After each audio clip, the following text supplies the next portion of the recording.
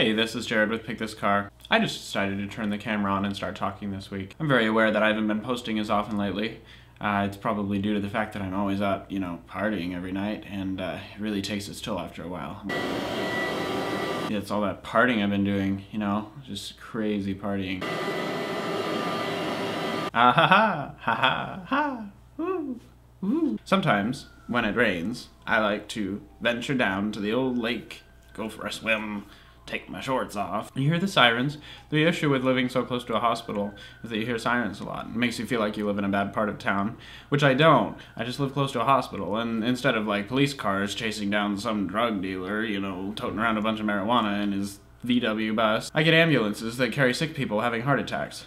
And I think the best way to put this into perspective for you is in the poor parts of town and the more crime-ridden parts of town, you do have sirens that are results of people dealing drugs or shooting other people. But in this part of town, Scottsdale, most people just, eat themselves into a terrible state of gluttony that results in horrible, crippling heart attacks that take them to the hospital, which is like a block from my apartment. Sirens can mean very different things. It all depends on the context. I shouldn't say that I live in an extremely safe part of town, because back in the old west side of Phoenix, where my stereo and iPod and whatever else was stolen out of my car, I felt like, oh, this is not a good place to live, so I moved to Scottsdale. But guess what happened a couple days ago? My new stereo and my new iPod were stolen again.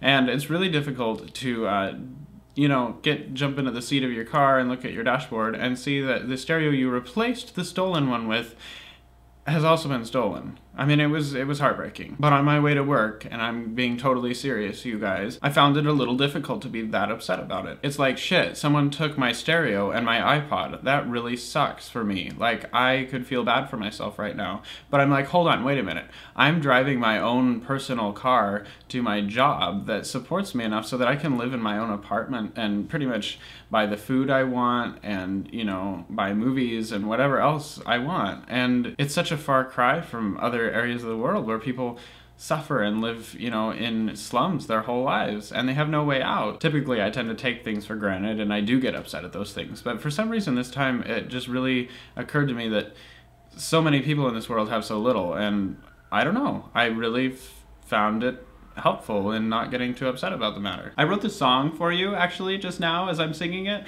Sometimes shit gets stolen out of your car, but it's not easy to live on the streets, so some people steal shit out of other people's cars. And I know that so many people have so much less than me.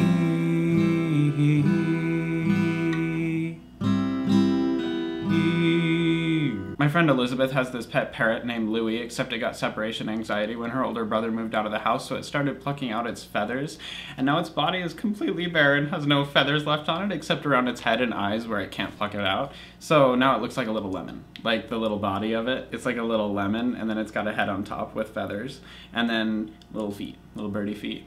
And it swings on its little swing, and when you go like this, it does it back. When you say hello, it goes hello. I don't know, sometimes it just screeches really loud, like from the other room when we're watching those little short animated Pixar films on Elizabeth's television set. I'll talk to you guys soon. You take care of yourselves, enjoy your lives, and be careful, and goodbye.